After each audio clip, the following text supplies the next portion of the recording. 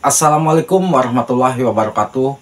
Ini adalah salah satu contoh channel yang bermasalah yang mengakibatkan sulit untuk dimonetisasi. Nah, di saat melihat di bagian monetisasi nih, ini tampilannya seperti ini ya. Di langkah satunya itu memang sudah selesai. Di langkah yang kedua ada tulisan mulai. Dan di langkah yang ketiga masih belum mulai diproses ya. Nah, yang kedua ini yang perlu kita isi karena ada tulisan mulai.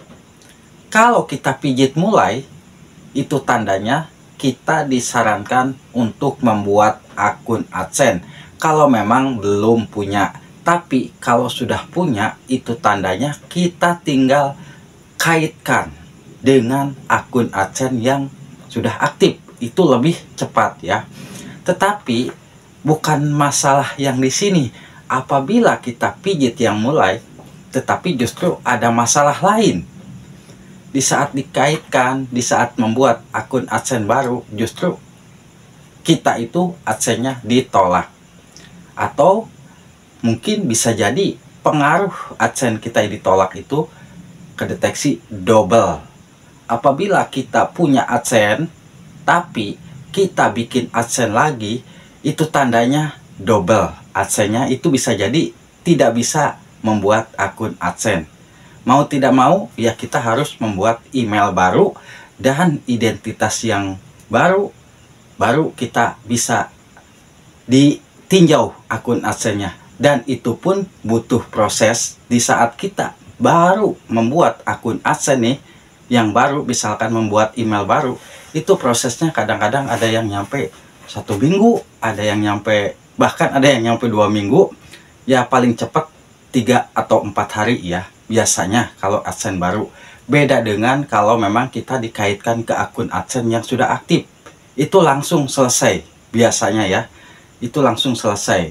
Nah, kalau memang channel kitanya tidak bermasalah, itu pasti di langkah yang ketiga, itu akan dalam proses sedang ditinjau konten-konten kitanya.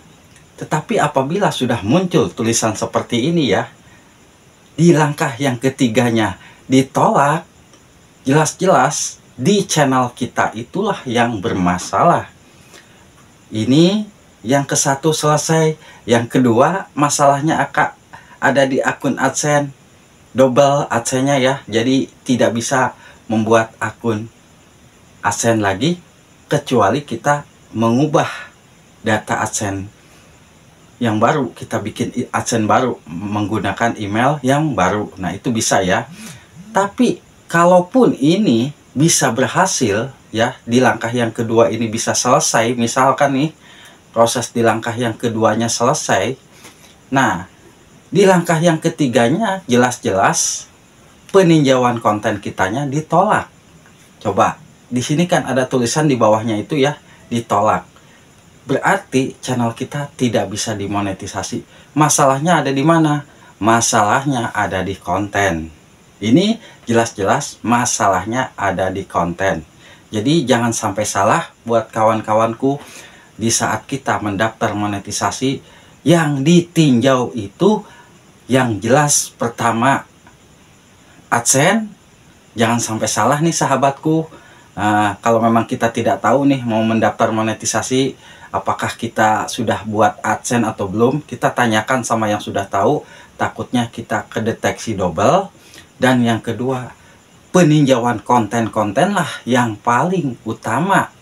Kalau memang konten kita tidak bermasalah, saya yakin mungkin tidak lama, dalam hitungan 24 jam, paling lama 48 jam, langsung selesai. Dan kita bisa mengaktifkan iklan. Tapi kalau memang ditolak seperti ini, itu tandanya mau tidak mau kita harus membuang konten-konten yang kontennya itu bermasalah. Dan di sini pun saya sempat menanyakan kalau memang channelnya itu banyak konten, ya masih ada konten-konten re-upload. Andai kata konten-konten re-upload itu dihapus misalkan ya, Karena yang jelas-jelas kalaupun tidak dihapus, pasti sampai kapanpun channel kita tidak bisa dimonetisasi. Ya satu-satunya jalan harus dihapus. Yang jadi kendala kalau konten-kontennya misalkan banyak konten reupload lalu kita hapus, pengaruh yang paling berat, jam tayangnya akan hilang. Itu kan pasti resiko ya, resiko jam tayang hilang dan kita kembali lagi ke awal untuk mengejar syarat monetisasi lagi. Apabila menghapus kontennya mungkin puluhan bahkan lebih puluhan ya konten-kontennya, bisa ketahuan nih kita sisain konten yang original. Nah, dari konten original tersebutlah pendapatan jam tayangnya berapa. Kalau memang pendapatan jam tayangnya memang sekian, ya itulah hasil jam tayang yang dari konten original kita. Kalau konten-konten yang mungkin sudah kita hapus, ya anggap itu hangus jam tayangnya. Maka dari itu, buat yang baru main YouTube, perhatikan dulu, jangan sampai asal kita ambil konten orang lain, ini videonya bagus nih, kayaknya kalau diupload bisa banyak view. Jangan. Tapi kita berpikir sebelum kita bertindak, kita berpikir yang jernih. Konten ini kalau diupload apakah akan aman? Apakah bisa dimonetisasi? Nah, itu yang jadi pertanyaan kita para YouTuber pemula. Karena apabila channel kita dibilang ya ditolak monetisasi, biasanya rata-rata kontennya itu konten yang digunakan ulang. Nah, apabila kita mendapatkan notifikasi seperti ini, konten yang digunakan ulang. Konten yang digunakan ulang itu ya jelas-jelas konten reupload. Nah, jadi untuk sahabat-sahabatku yang mungkin yang punya kendala seperti ini, saya sarankan bersihkan dulu kontennya. Dan mungkin kita harus mulai lagi untuk kejar jam tayang kalau memang uploadnya video panjang. Tapi kalau uploadnya video short ya harus mengejar penayangan.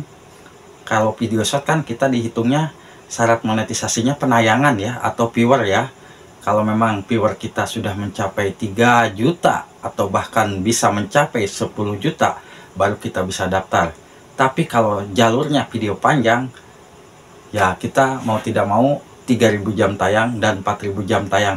Tapi kalau channel kita itu memang sudah ditolak ya, ditolak monetisasi, itu jalur yang 3.000 jam tayangnya biasanya akan menghilang.